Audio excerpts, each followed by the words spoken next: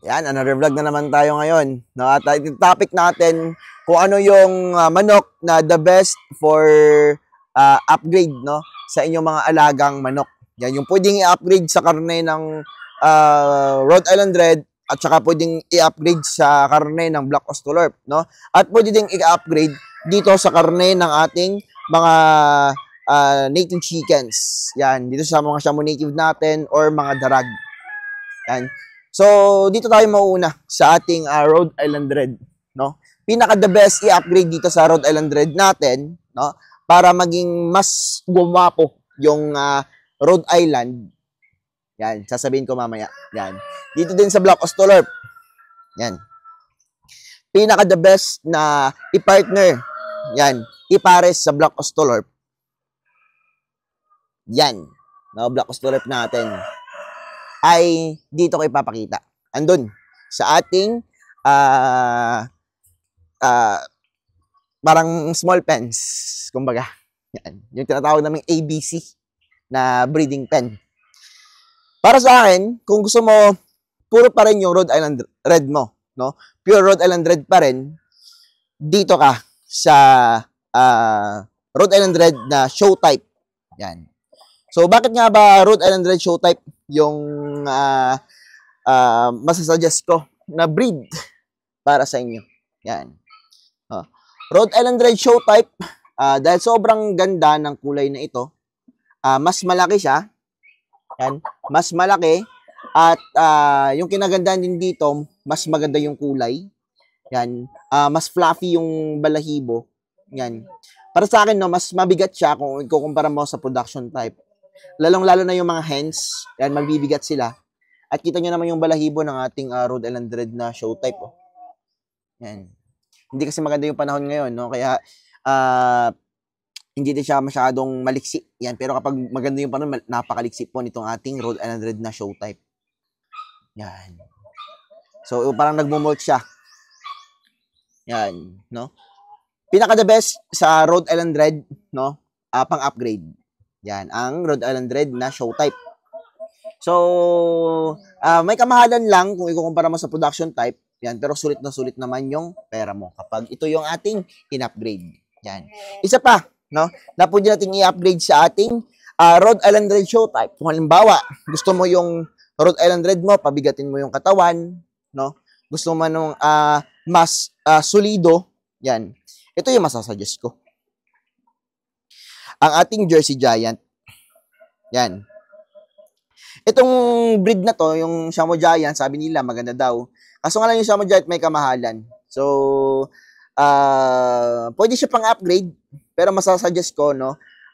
Ang Shamu Giant kasi, yung kalakasan ng kanya pangitlog ay same lang sa native. Kung gusto mo for meat tsaka egg, panalo ang Jersey Giant. Pasok tayo dito sa loob. Iba yung power nito, no? Yan. Last ko na timbang nito ay 5 3/4 lang. No, kita niyo naman yung mga hens niya, sobrang gaganda. Yan. Napakaganda, malakas din mangitlog at sobrang bigat. Ito yung masasuggest ko na pwede siyang i-upgrade sa Rhode Island Red and sa Black Australorp, no? Both. Pang-upgrade sa karne, pampabigat. Yan. So, ang Rhode Island Red na show type, hindi ko sa masasuggest sa Black Australorp, no? Kasi nga, parang magiging iba na yung kulay niya. Para sa akin, napapangitan ako sa ganung color. Yan. Ang labas nun parang yung tinatawag nilang black copper. So hindi ako masyadong fan nun. Mas fan ako sa parang lang, isang kulay lang. Yan. So, ito yung Black Australorp natin. Pero nakadepende naman yan sa inyo. Yan, Black Australorp at saka Jersey Giant. No? Ito yung masasuggest ko.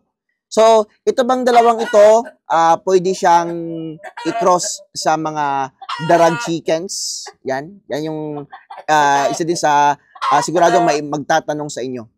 Yan. Kung halimbawa, your native chicken, kung i-upgrade mo siya, okay siguro na babae. No, babaeng Jersey Giant, babae ding Rhode Island Red na show type.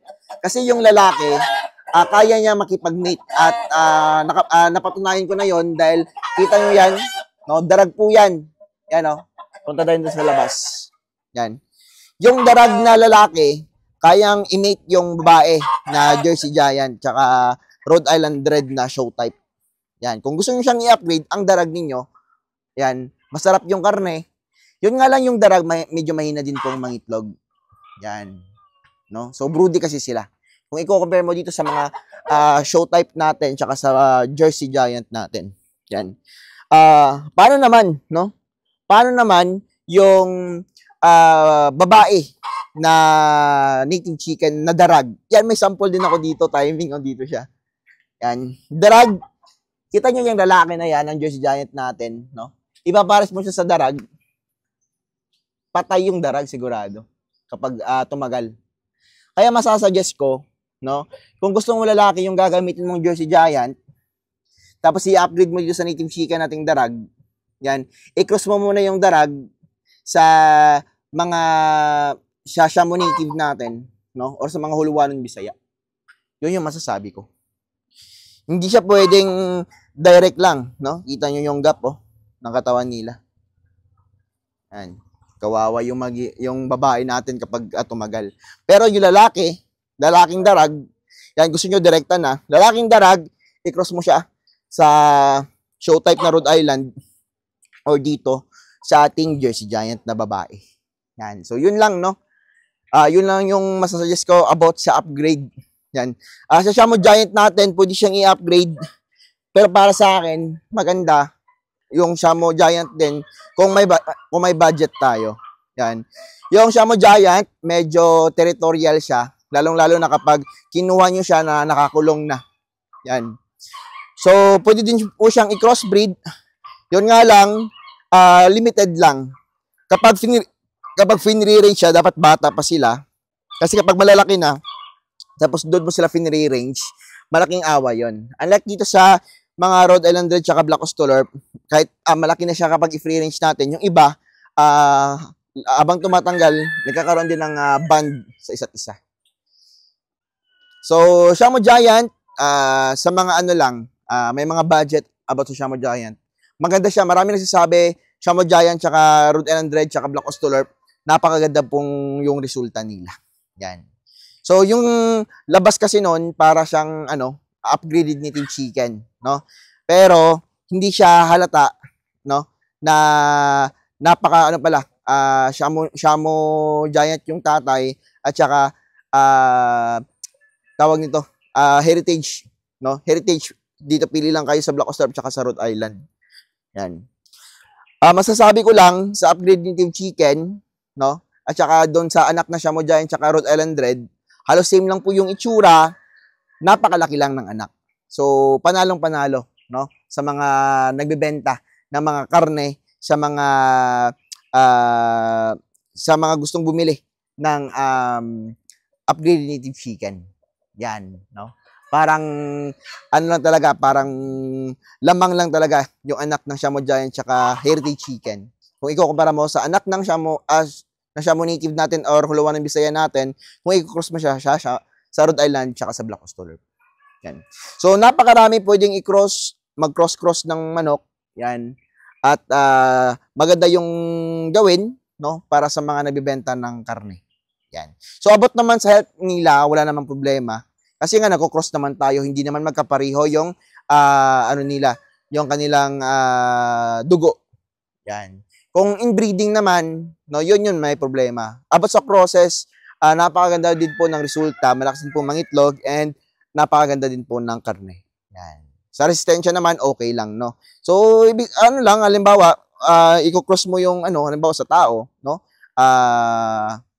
Amerikano, tsaka Filipino, yan. Amerikano, Filipina, yan. Maganda din po yung resulta. So, ganoon din po yung sa manok. Parang ina-upgrade lang natin. Sa health naman, no, wala namang problema kapag yung health ng Amerikano binreed mo sa Filipina, o di ba? Wala namang diferensya. Yan. So, yun lang po, no. Maganda din po mag-process kung for meat production yung gusto ninyo. Yan. Pero kung gusto niyo ng purong-puro, syempre, yung mga buyer niyo gusto ng purong-puro din po dapat yung mga breeders natin. Yun lang yung dapat tandaan natin.